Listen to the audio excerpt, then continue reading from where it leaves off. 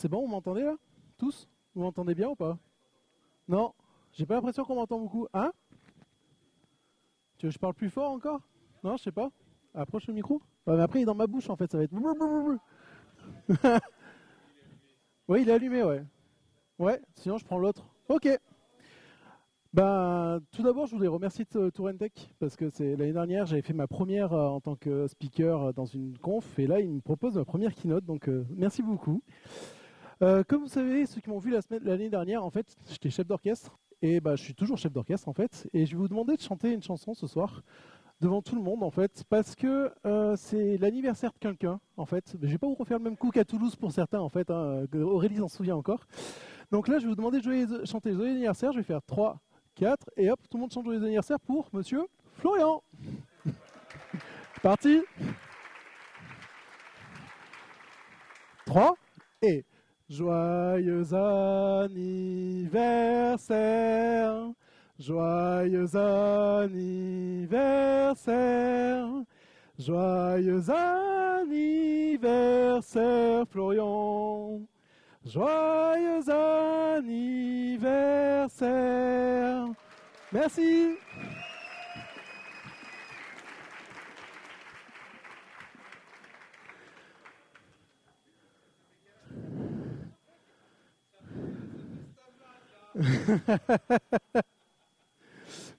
Bon, merci. Ça ne sera pas compté dans mon temps de parole, c'est bon? Ok. Bon, bonsoir à tous. Je vais vous parler d'un talk qui me tient à cœur. En fait, c'est un projet, un side project que j'avais il y a quelques années qui a pas mal mûri et qui a encore besoin de mûrir. Et donc, c'est comment je passe de JavaScript à l'impression 3D. En fait, grâce à Babylon.js. Pourquoi je fais ce talk? En fait, j'ai plusieurs passions dans la vie. Je fais du développement, je fais de la musique, comme je viens de le dire juste avant. Et aussi, j'aime bien tout ce qui touche au making, l'impression 3D, tout ce qui est bidouillage avec les Arduino, etc. Puis, je suis aussi papa de petits garçons et que j'aime bien initier un peu à ce que je fais, donc la musique, le développement, le making. Et en fait, j'étais inspiré par Aurélie avec son talk Apprendre autrement, et puis surtout par Thierry avec les calmes, qui fait le samedi pour les enfants, les mixtines, tout ce qu'ils ont expliqué tout à l'heure dans leur super talk. Et donc, comme je disais, j'ai 2 enfants. J'en ai un qui a été diagnostiqué HPI, en fait, et il s'ennuyait vraiment en classe, et il fallait trouver une solution pour s'en occuper. Donc, je vous expliquerai après tout à l'heure la solution. Donc, je suis Sylvain Gougouzian, plutôt connu sous le nom de Gouz sur Internet. Je suis consultant dev senior à Zeninka à Clermont-Ferrand. Je suis également éleveur de GNU. En fait, j'ai plein de side projects. C'est vrai que celui-là, il date un peu parce qu'il y a d'autres side projects qui pop. Et si vous voulez un peu plus me retrouver en info, c'est sur goose.dev. Donc, le projet que je parle, c'est Kodi. Kodi, en fait, c'est un projet éducatif, open source, qui a pour vocation d'apprendre aux enfants l'algorithmie sans écran. Comme je disais, en fait, mon fils s'ennuyait énormément en classe, en CE2. Et la maîtresse, pourtant, avait trouvé des occupations, s'occuper, l'encadrer les CE1 qui étaient dans la classe pour les aider, etc. Et puis, trouver plein de choses. Voilà, il voulait faire comme papa, il voulait développer. Donc, je l'avais mis à Scratch à la maison, mais il n'avait pas le droit de faire du Scratch à l'école, donc c'était un peu compliqué. Donc, on a essayé de trouver des solutions, comment il pouvait s'occuper. Et en fait, je me suis dit, je vais faire un petit système de cartes, parce qu'il aime bien les cartes Pokémon et des trucs comme ça. Et puis, je me disais, quand j'étais gamin, j'ai adoré les livres dont vous êtes le héros. Pourquoi pas faire un système comme ça, en fait, qui finalement apprend à faire un motif avec un empilage de cartes et retrouver ce motif dans le livre pour savoir s'il a un incident fâcheux. En gros, il s'est planté dans l'algo, comme quand on a un crash quand on compile.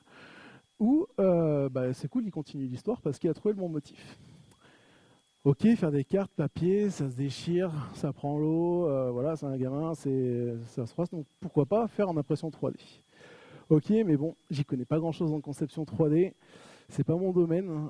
J'avais une boîte avant d'être chez Zeninka qui s'appelait Hydrea, j'avais un associé qui lui venait du monde industriel, qui était dessinateur-projeteur, c'est ceux qui font de la conception 3D. Et je me voyais mal lui dire, écoute, franchement, tu peux me faire cette carte-là? Ah non, attends, il faut que je retouche parce que ça va pas, c'est trop grand, c'est trop petit. Je voyais vraiment mal l'embêter toutes les 10 minutes, faire des tests, réimprimer, faire des tests, et lui dire, écoute, il faut que tu modifies.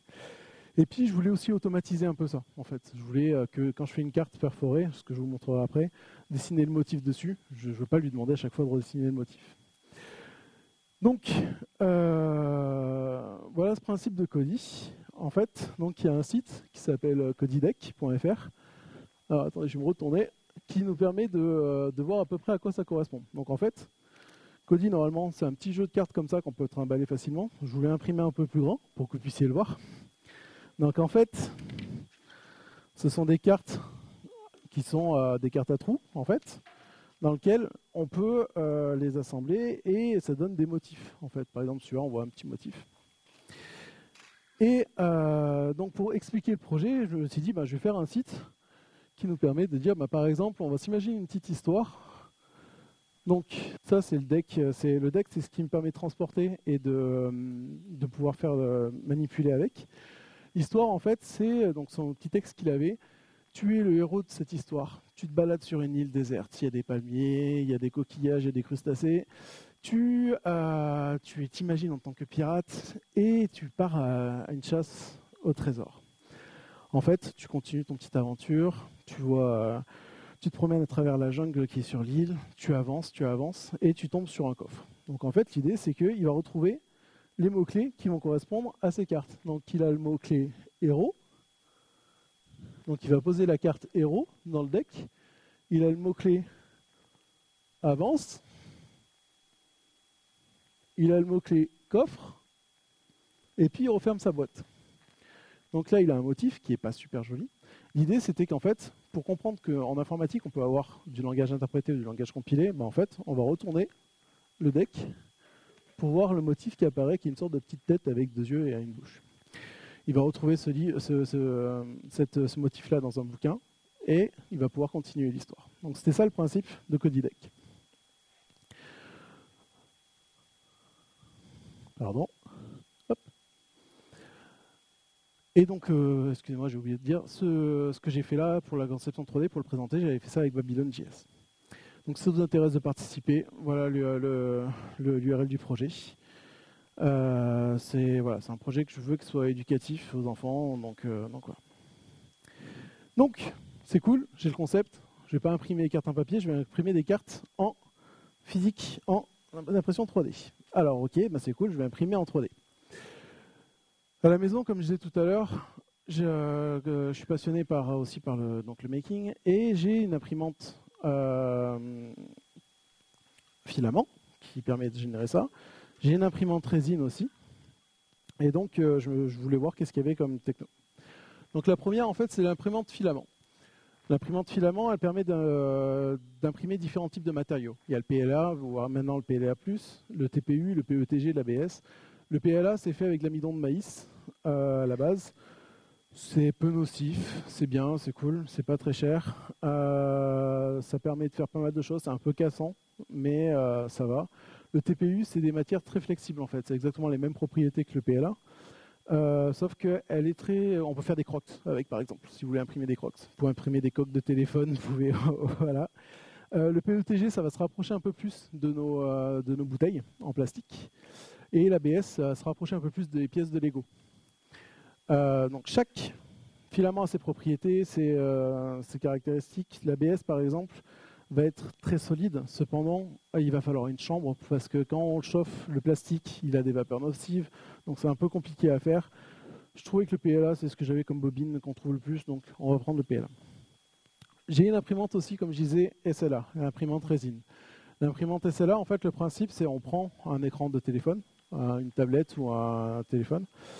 On affiche une image en noir et blanc et on affiche le motif, donc qu'on veut imprimer pour la couche, et on fait passer une lumière UV. Et en fait, la résine, c'est juste de la graisse avec des particules en suspension qui vont se fixer avec la lumière UV. C'est donc une technologie additive. C'est bien, c'est cool. Cependant, c'est très cassant. Ça permet de faire des choses très très très quali sur des figurines. Vous n'avez jamais trouvé des grandes surfaces pour l'instant, à part la surface d'un iPad, d'un écran, d'une tablette. Les couches qu'on peut faire, par exemple, sur les imprimantes filaments, ça va être du 0,1 mm à peu près chaque couche. Sur les résines, c'est 0,01 mm. Donc on peut mettre 10 couches de résine dans une couche de PLA. Donc c'est cool parce qu'en fait, pour les figurines, c'est vraiment top. Mais pour ce projet-là, c'était pas sans sas parce que j'avais essayé, mais les cartes sont ultra cassantes, etc. parce que c'est trop fin. En fait, si je vous prends une carte comme ça, elle est fine, elle est souple, elle ne se casse pas, c'est vraiment top. Il existe d'autres types d'impression, par exemple l'impression béton, l'impression métal, qui fonctionnent exactement de la même matière que l'impression filament en fait. C'est juste un axe X, Y, Z. On déplace un stylo en X, Y, alors que l'impression résine, ça fait juste une photo. Et puis en fait, on monte sur un axe Z au fur et à mesure pour voilà. Donc mon choix a été porté, comme je disais, sur le PLA. Pourquoi ? En fait, c'était peu nocif pour les enfants. C'est de l'amidon de maïs, certes, mélangé à d'autres choses, mais s'ils le mangent, c'est quand même moins grave que de manger de l'ABS ou de manger du PETG ou de la résine, encore pire. Donc, ça peut passer. Ce que j'aimais bien aussi, c'est la résistance mécanique. Comme je vous ai montré, les cartes, je peux les plier assez facilement, elles ne cassent pas. Ça, je fais ça avec la résine, ça pète direct en fait. Elles sont super légères. Voilà, ça s'imprime rapidement, ça il me faut à peine 30 minutes pour en imprimer une, donc c'est assez rapide. Aussi, j'avais une palette de couleurs qui était adaptée aux daltoniens. Donc j'utilise une marque qui s'appelle Aerion, je ne suis pas sponsorisé YouTube non plus, hein, donc voilà. Mais en fait, la gamme Aerion, j'avais testé avec les différentes couleurs, et je pense que s'il y a des daltoniens parmi vous, on a une chance normalement d'en avoir 1 sur 10 je crois. Normalement, il voit toutes les couleurs qui sont là-dedans, en fait. Il arrive à différencier même ces deux couleurs-là assez aisément. Donc aussi, ce que ça me permettait de voir tout ça. Et puis, le coût est pas très cher, en fait. Les bobines de filament, c'est à peu près entre 20 et 25 € le kilo, sachant que ça pèse, je crois, 1 gramme, voire 2 grammes, grand maximum, donc ça coûte vraiment rien, en fait. Le fait de faire aussi avec le PLA, avec la technologie 3D à la maison, sans demander à mon associé, c'est que je pouvais faire plein de tests. J'avais fait des cartes qui étaient un peu plus épaisses. Limite cette épaisseur-là, ça fait loin pour vous, mais en gros, celle-là, elle ne se plie pas en fait.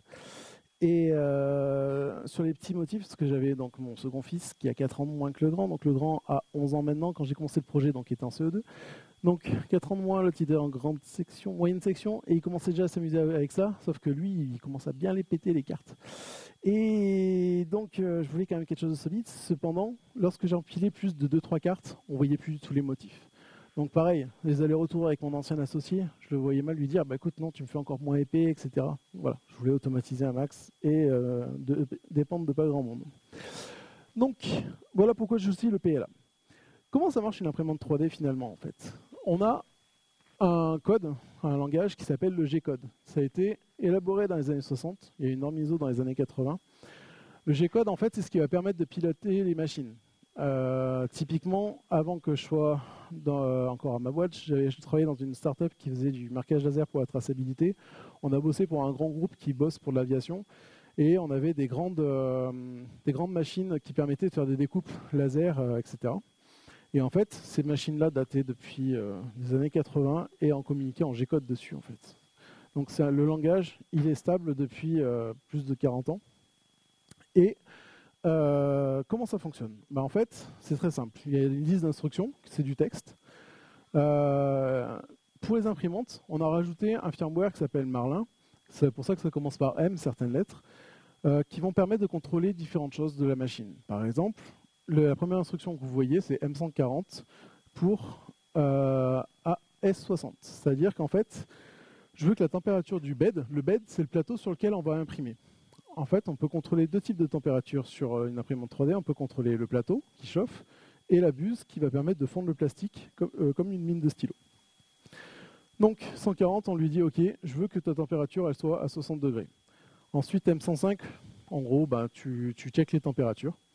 Et M190, c'est OK, tu t'arrêtes, tu vas passer à la suivante une fois que la température est vraiment à 60 degrés. On passe ensuite à M104 qui permet de contrôler la température de la buse, 200 degrés, etc. Et les autres instructions, c'est en gros, on déplace les axes pour les mettre au point 000 pour dire voilà comment tu vas travailler, tu vas partir de ce point-là et après ça va être que des déplacements relatifs. Ensuite, comment se passe une impression ? C'est simple. On a le filament, la température elle chauffe, donc en gros il faut lui dire un tout petit peu de pousser du filament, et puis après, bah, tu vas te déplacer. Et donc là, les déplacements, c'est vraiment du G-code pur, comme dans les années 60. Donc, on lui dit, voilà, tu te déplaces en X à telle vitesse, en Z à telle vitesse. Donc, voilà, on fait des petits déplacements. Et pour finir, bah, après, une fois qu'on a fini l'impression, bah, souvent, en fait, on rétracte un peu en Z en hauteur pour qu'on puisse se déplacer plus facilement sans casser la pièce. C'est dommage si on vient de l'imprimer, si elle tombe. Voilà. Et ensuite, on coupe toutes les températures. Voilà, c'est assez simple. Comment une imprimante 3D fonctionne? C'est juste à lier un fichier texte, qui est un fichier G-code. Ok, c'est cool, le G-code quand même, il faut l'écrire. C'est long. Bah, en fait, on utilise ce qu'on appelle des slicers. Les slicers sont des logiciels qui vont permettre de prendre un objet 3D et faire toute cette découpe couche par couche, en fait. Le slicer, on peut lui paramétrer différentes choses, comme par exemple la température. On peut lui dire si on veut des supports ou pas. Bah, ça m'est arrivé au début, les supports, je ne voyais pas trop comment ça fonctionnait. Bah, tu imprimes un modèle avec des bras comme ça. Bah, en fait, tu te retrouves avec 100 bras parce qu'en fait, tu as commencé à imprimer dans le vide, donc ça tombe. Voilà, au début, on a beaucoup de chutes. C'est pour ça que c'est cool que le filament ne coûte pas si cher que ça au début. Et maintenant, il n'y a pratiquement plus de chutes. Mais ouais. Et donc, les slicers sont cool pour toutes ces... Donc, moi, j'utilise Cura, qu'on voyait derrière, qui est bien pratique. Il existe d'autres, il y a Prusa 3D, Slicer, etc. Ok, et donc, je peux importer un fichier 3D. C'est cool. Comment je fais pour générer un fichier 3D? Donc, j'ai vu, il y a des fichiers .obj. Et puis, pour faire écho à la conférence de ce matin, en fait, il y a les fichiers aussi STL. Mais pour moi, les fichiers STL, c'était des fichiers de sous-titres que je téléchargeais des DivX à l'époque. Voilà. Parce que je suis vieux, en fait. Donc, en fait, STL, c'est la stéréolithographie. En fait, ils ont gardé ce même format-là. Donc, c'est vrai que c'est un peu confusant parfois de trouver des fichiers STL. Et donc, il y a des sites maintenant qui permettent d'avoir plein d'objets. Comme je vous ai dit, moi, je suis nul en conception 3D. Donc, je télécharge l'objet sur Thingiverse, sur Cultse 3D, sur My Mini Factory. C'est bon, j'en ai cité 3. Et en fait, voilà, je télécharge le modèle, j'imprime. C'est comme quand on télécharge une image et qu'on fait impression sur l'imprimante. C'est pratiquement la même chose. Hein. Et donc la conception 3D, perso, moi ça me branche pas trop. Mon fils, lui par contre, adore ça, il commence à concevoir et imprimer, donc c'est cool. Mais donc voilà, donc ok, l'impression 3D, je prends un STL. Un STL, on le trouve sous deux formats. Soit on a un format qui est binaire, donc c'est-à-dire si on l'ouvre, impossible à lire, on a plein de caractères chelous. Sinon, on a le mode texte. Ok, alors comment ça marche un STL? Je vois une définition d'un objet solide, ok, avec un petit nom qui s'appelle merged. Je vois des facettes, ok. Je vois des vertex. Ça me semble être des coordonnées. Ok, ça veut dire qu'en fait, un fichier STL, je peux le créer moi à la mano, en fait, avec un mode texte. Si je définis des coordonnées, ok, ça devrait le faire. Mais bon, je ne sais pas trop comment ça marche. Qu'est-ce qu'il veut dire exactement? En fait, sur quoi il se base? Très simplement, il se base sur un mesh. Un mesh, c'est quoi? C'est un maillage. Je pense que pour certains, vous reconnaîtrez ces deux personnages. Pour certains, c'était Cloud. Quand on parlait de Cloud, en fait, moi, je connaissais ça. Je ne connaissais pas le Cloud, les Cloud Providers. Hein. Donc, c'était du FS7. Ouais, il était quand même moins détaillé. Parce que les consoles étaient moins... Elles arrivaient à gérer moins de mesh, justement, en fait, moins de maillage. C'est pour ça qu'en fait, on a des jeux vidéo qui sont de plus en plus jolis parce que les performances font qu'elles gèrent de plus en plus de maillage. Donc, le maillage, on voit bien sur Mario. Voilà. Ça ressemble à ça. Je pense qu'on a tous vu un peu ce système-là. Mais comment c'est un mesh en fait? Un mesh, c'est composé de différentes informations. La première, c'est les vertex ou les sommets. Donc vertice en anglais, au pluriel, mais vertex au singulier. Donc c'est une position géographique en x, y, z. On lui associe aussi d'autres informations. Quelle est la couleur, quelle est la texture qu'on veut, etc. Un ensemble de deux mèches, ça va nous faire des edges. C'est une arête. C'est la connexion entre deux sommets. Avec des edges, quand on en ensemble plusieurs, ça fait des faces. C'est un ensemble fermé d'arêtes. Avec les faces, après on fait les surfaces, et puis ainsi de suite, jusqu'à avoir carrément tout notre objet 3D fini. Ok, c'est cool. Mais comment je fais un objet 3D en fait? Parce que, ouais, je vois, peut faire les coordonnées. Après, je peux utiliser des logiciels, comme je disais, donc SolidWorks, AutoCAD, Fusion 360, etc. Cependant, j'ai pas trop le temps, j'ai plein d'activités à côté, je vais pas trop m'y mettre sur un logiciel. Je regarde qu'est-ce qu'il y a comme langage qui permet de faire un peu de la génération d'objets 3D. Donc il y a OpenSCAD. Je ne sais pas si Johan est dans la salle. Johan, ouais, coucou. Je vous conseille son talk que j'ai vu au camping des speakers. Il a été filmé ou pas ton talk? Non, malheureusement. Ah, il faut que tu le retrouves. En fait, où il fait un talk sur justement avec OpenSCAD sur la création d'une brique Lego par exemple. Et voir comment ce langage est très fonctionnel et permet de faire des objets 3D assez facilement. Quand j'ai vu son talk, je me suis dit, ah, en fait, je me suis compliqué la vie avec mon Babylon.js quand même. Donc, très bon talk. Et puis, est-ce qu'il y a d'autres solutions pour en faire Bon, je voulais aussi partager mon projet pour que les gens comprennent. Je m'oriente, qu'est-ce qu'il y a dans la 3D sur le web. En fait, je me dis, il y a Babylon.js, je connaissais d'autres technos avant, j'ai envie de m'amuser avec Babylon.js quand même. C'est cool les side projects, on est là pour s'amuser avec des nouvelles technos. Avant de passer à Babylon.js, je vais vous faire juste un petit léger historique de la 3D. En fait, les premiers moteurs 3D qui sont sortis, c'était en 92 avec OpenGL, de Silicon Graphics. Je pense que ça parle à beaucoup de gens qui étaient dans le libre. Typiquement, à l'époque, ça se tirait la guerre entre OpenGL et DirectX. DirectX, c'était Windows. OpenGL, on le trouvait très souvent sur Linux. Mais OpenGL, l'avantage, c'était qu'il était cross-platform, en fait. Je me souviens de soirées qu'on se faisait à jouer à Unreal, etc., avec des collègues, parce qu'ils avaient des Linux. Moi, j'étais sous Windows. Je sais, c'était pas bien. Et en fait, OpenGL, ça a permis de faire des jeux comme Quake, Half-Life 2, Red Dead Redemption, Unreal, etc. DirectX, donc je disais, il est que sur Windows. Cependant, depuis 2020, ils ont une promesse de passer sur Linux avec la WSL. C'est pas encore fait. Et en fait, maintenant, on entend plus parler de Vulkan. Vulkan, en fait, c'est juste l'évolution d'OpenGL. C'est le nouveau nom, rebranding, c'est en 2016. OK. Mais sur le web. Sur le web, en fait, j'avais commencé à jouer un peu avec Three.js depuis 2010. Donc, j'avais dû jouer en 2012, un truc comme ça, avec Three.js. On a eu WebGL qui est apparu en 2011 sur les navigateurs. Babylon.js, lui, par contre, un peu plus récent depuis 2015. Et en fait, depuis 2023, il y a WebGPU, qui est une nouvelle techno poussée par Google. Je vous invite à regarder le talk de Corentin Wallez et Sébastien Vandenberg, qui a été donné au DevFest Toulouse, qui présente qu'est-ce que fait WebGPU et comment Babylon, l'interaction entre deux, ont permis de bien améliorer WebGPU. Et les performances sont vraiment bluffantes. C'est vraiment l'avenir de la 3D sur le web. Donc, ok, je savais faire du Free.js. Bon, ça c'est plus mature, etc. Mais j'avais vraiment envie de tester Babylon en fait. Donc, Free.js, connu, je disais, il a essuyé les plâtres un peu de ça. Et en fait, depuis 2020, il est assez poussé par la librairie React FreeFiber, qui permet d'utiliser Three.js très simplement, parce que ça, vous verrez par la suite, c'est un peu chiant, pardon, un peu compliqué. Et donc, typiquement, j'ai un collègue à Zeninka à Lyon qui a fait une application sous Electron avec React Fiber pour une évolution d'une mine dans le temps. Vraiment un super top projet, rapide, efficace. Vraiment, j'ai été bluffé par ce qu'ils est arrivé à faire. Et ok, mais Free.js c'est quand même toujours pas mal, mais bon, je préfère mon petit Babylon. Donc, je voulais faire un petit comparatif entre Three.js et Babylon.js sur un truc simple. Comment on fait un cylindre? J'ai montré ça à mon fils, donc de 11 ans, là, qui code depuis un petit peu, et je lui ai demandé lequel il préférait, juste vraiment. Donc, je lui ai fait, voilà, cylinder en Three.js, en fait, comment ça se passe? En fait, tu construis d'abord une géométrie. On définit donc un modèle. Ok, on donne des paramètres, 5, 20, 32. Je dois regarder la documentation, savoir à quoi ça correspond.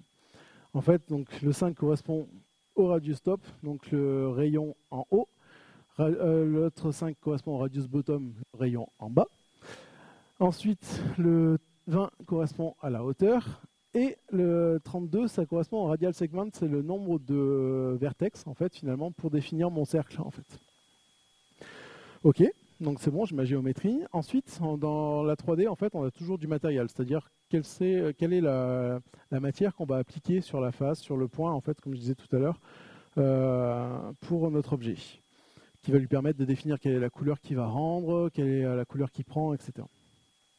Donc, je définis un matériel disant que je le veux blanc.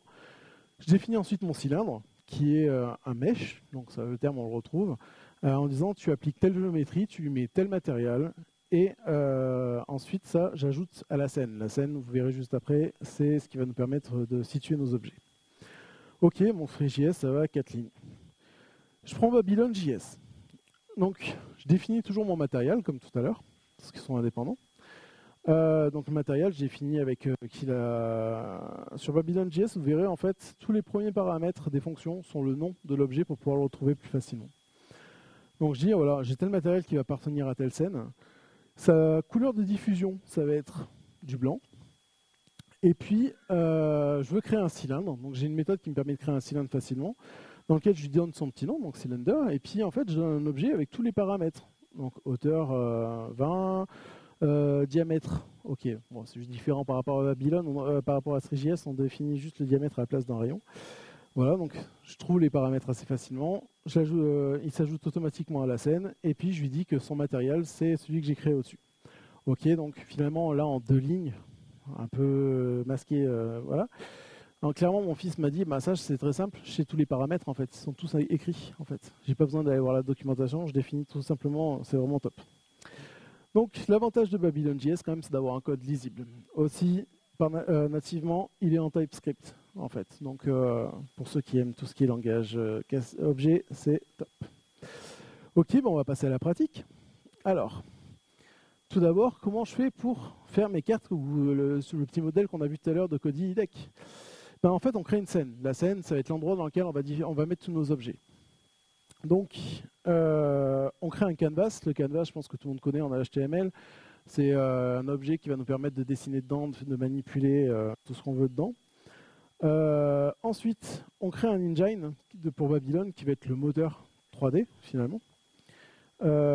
Ensuite, on l'associe donc au canvas. On crée une scène dans laquelle on dit quand on associe à l'engine et on lui dit que la couleur de fond, c'est une certaine couleur parce que sinon par défaut on ne la voit pas. Ok, j'ai une scène, bah, après j'ajoute des caméras et des lumières. Très simplement, la caméra, j'utilise une qui me permet comme vous avez vu tout à l'heure, de rotationner, c'est pas le bon terme, mais tourner autour de mon objet. Je lui dis à quelle distance, sur quel point elle se focalise. Ensuite, je définis les 2 spots de lumière qui vont me permettre de voir mon objet devant, mon objet derrière. Et puis, je dis à mon engine qu'à chaque fois que tu tournes, bah, tu rerends la scène en fait. Ok, c'est cool. Bon, bah, je suis prêt maintenant, j'ai ma scène, je peux définir un objet pour pouvoir le visualiser. Bah, je vais créer une carte Kodi en fait. Je vais créer un objet comme ça, c'est pas trop compliqué. Je vais définir donc un matériel avec une couleur. Donc là, j'ai une couleur verte. J'ai pas mis le code couleur. Si, from xstring avec la couleur. Donc parce qu'en fait, ce que je voulais, c'était avoir un deck, c'est un fichier JSON dans lequel je définissais toutes mes cartes, qui vont me permettre de me calculer automatiquement l'épaisseur de mon deck pour vraiment rien avoir à faire, quoi. Je suis un gros fainéant. Je voulais que ce soit tout fait automatiquement, quoi. Pareil avec les motifs, que ce soit un fichier JSON avec des X et des 0 pour savoir où est-ce que j'affiche quelque chose ou pas. Et donc, ok, ben, j'ai une fonction dans Babylon qui me permet de créer une box, et puis avec une certaine largeur, hauteur, et puis une largeur, hauteur et profondeur. Et j'applique tel matériel. Ok, c'est cool, j'ai une carte, mais en fait j'ai un pauvre carré, un parallélépipède, en fait, sans trou ni rien. Ok, ben, comment on fait des trous en fait? Donc j'ai essayé de comprendre, j'ai essayé de faire des trucs. Au début j'étais parti, mais c'était un peu trop compliqué. Et puis on découvre les constructifs solides géométrie ou géométrie de construction de solides.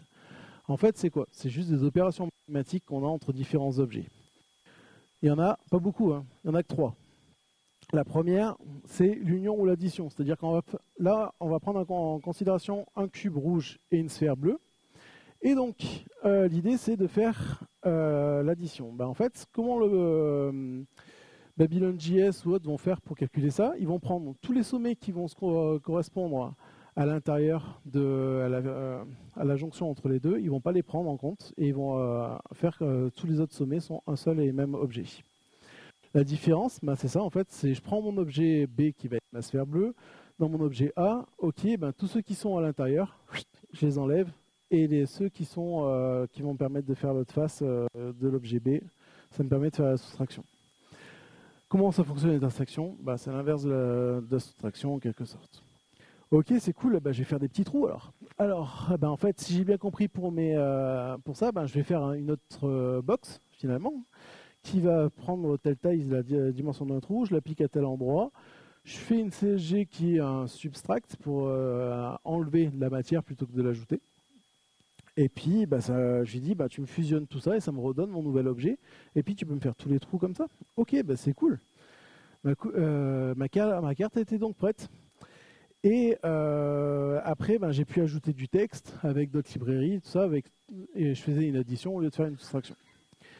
Ok, mais comment je fais pour générer un STL en fait depuis ça? Je me dis, bon, bah, c'est bon, j'ai tous mes calculs de vertex, soit je peux lire mon mesh, mais bon, il y a peut-être quelque chose qui est fait en fait. Et mon choix par rapport à Babylon.js, ça a été ça, c'est qu'ils ont dans la bibliothèque beaucoup plus d'outils que Three.js, où c'est beaucoup de modules qui sont développés par la communauté, il y en a qu'il faut tester, etc. Et donc, ils ont un export XTL qui nous permet de dire, ben voilà, je prends tous mes meshs, je veux que tu me le download automatiquement, j'ai pas envie que tu me donnes un objet que après je dois servir avec générer un simulé, un clic sur le A, etc. Donc non, tu me gères tout ça. Le petit nom du fichier que tu me donnes.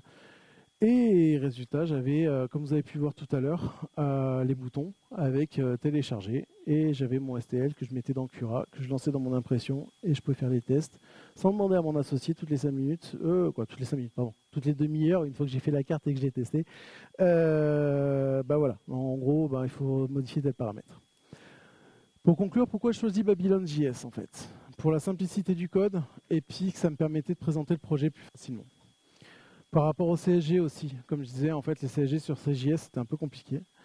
Sur Babylon, c'est vraiment très simple. Et puis la partie STL. Voilà, je vous remercie. Si vous avez des questions.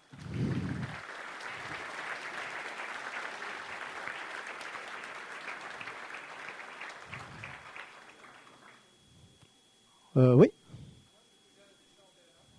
Pardon? Alors, la question, c'est comment on gère les déchets en PLA? Alors, pour l'instant, j'en stocke un petit peu. J'ai vu qu'il y avait des solutions pour pouvoir justement les refondre un peu comme dans des bains-maries et les repasser dans une vis sans fin pour en régénérer du filament. Mais j'ai pas encore essayé tout ça encore. Ouais. Oui.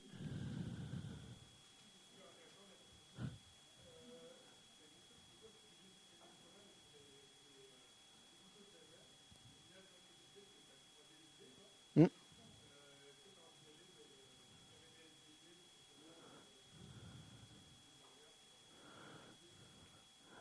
Alors, non.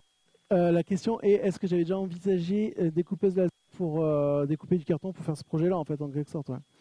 Alors non, j'y ai pas pensé. J'y ai pensé sur le fait de pouvoir générer, en fait, comme c'est du canvas watch, je peux générer un fichier, finalement une image que les gens peuvent imprimer sur du papier et après découper. Mais je me suis pas encore intéressé à découpe laser. Ça fait partie de ma to-do list, mais il y en a plein de trucs avant. Mais ouais, donc c'est juste un SVG en fait pour les découpes laser, c'est ça? Et après tu génères aussi du G-code quelque sorte pour. Non? Ok. D'accord. D'accord. Ok. Ouais.